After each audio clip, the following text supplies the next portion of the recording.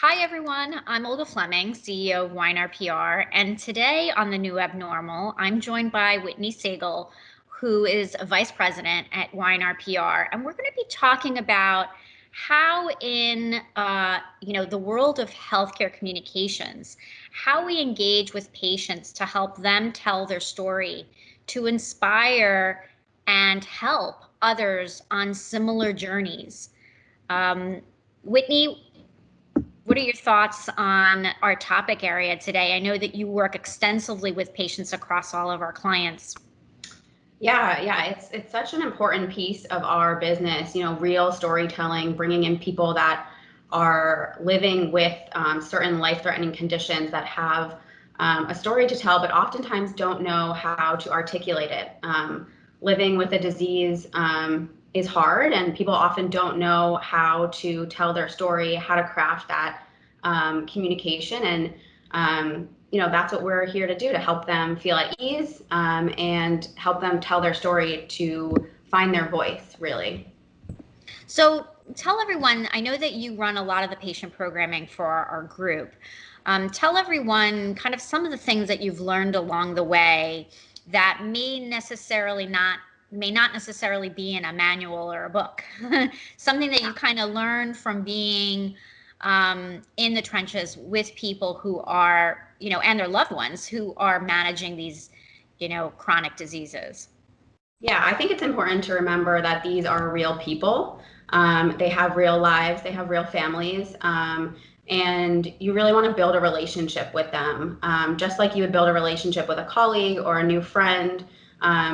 Build that relationship, be invested in their lives, and have an interest in what their life is like beyond the disease. Ask them questions to help them tell their story in a way that will help others in the community, because that's really what it's all about, is giving back to those people in that community, and helping craft a story for that person. Yeah, I mean, it's also very important. I think that the industry in general, from a communication standpoint, has moved away from calling people patients, because you bring up a good point. This isn't their lives. It has disrupted their lives, but it's not what defines them.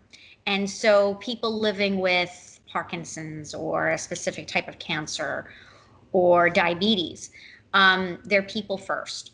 And I think one of the things that we've been very successful in doing is helping draw out those storylines to talk about the fact that you can still manage a chronic disease and enjoy everyday moments. So tell us a little bit about some of the tips or some of the things that people can do in order to ensure that people are sharing those types of stories. Yeah, so I think first and foremost, it's making the person feel at ease when they're telling their story. So letting them be authentic and telling the story from start to finish. Let them talk to you, let them tell you all of the details, the nitty gritty details, and really ask them tough questions. Again, building that relationship with them. Ask them questions that people wouldn't normally ask them when they are listening to Can you give us some examples? Yeah, of course. Ask them, what was their life like before they were diagnosed? What did they do for a job? Do they still do that job? Do they have children? How was their children's life affected by this diagnosis? Who has taken on the role of being their main caregiver? Sometimes it's not the husband or wife, or mother. Sometimes it's the youngest child, just because that they feel most connected. And that right there is a story in itself. So it's not always about, the typical diagnosis, treatment, journey story. It's about finding what makes this person a human and relatable to other people in that community. And I think the other really big thing is making sure that they know that no detail is too small in their story. So, people want to know the bad details, the good details. People want to know how they overcame those challenges. And I think people, try to tell a big story, the main points, but don't forget, your first treatment, you weren't expecting this sort of outcome, or you weren't expecting to deal with that sort of challenge. and who helped you get through that and how did you get through that. That's really sort of like the nitty gritty details that people relate to and people want to know. And those are the stories that help people, that give back to the community, which is what we're trying to do.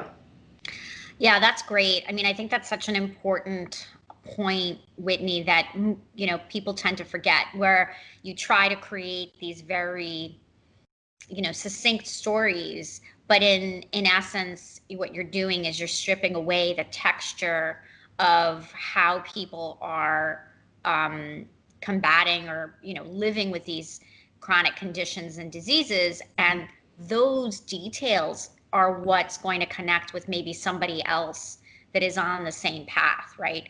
And what I find is that when you get patients together, someone who has shared their story with someone who is going through the process, you know, that's the magic. Being able to find someone to feel like you're not alone as you're going through this journey is important. So tell us a little bit about some things that you've seen when that actually does happen, when you're bringing patients together. What have you seen? It's really it's cool. It's really just, there's no other word to describe it. Just, it's really cool to see people connect in that way. People from different areas, different walks of life, different backgrounds. They connect in a way that is unexpected, and they're able to give advice like no other person could give advice to that person. I find a lot of people connect with milestones.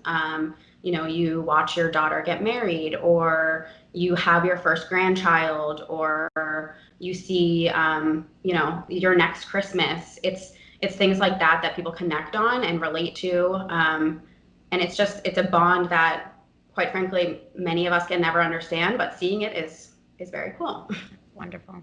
So, any last or last bits of advice for people out there who are working with people living with chronic conditions and helping them navigate how to engage and tell meaningful stories? Yeah, I think the biggest piece is remember that they're people and they're human, and treat them like that. Treat them like a new friend. Treat them like a new coworker that you really want to get to know, and have a good working relationship with, and not just have a, you know, a one-way street. It works both ways. So, and keep in contact with them even after the engagement is over. I think that's really important too. That's great. That's great advice. Thanks so much, Whitney. We really appreciate it. You've been a tremendous, you know, mentor for us as we build our patient engagement programming. So we really appreciate that, and thank you for spending time with us. Yeah, thanks See for you. having me. See you soon, everyone. Thank you.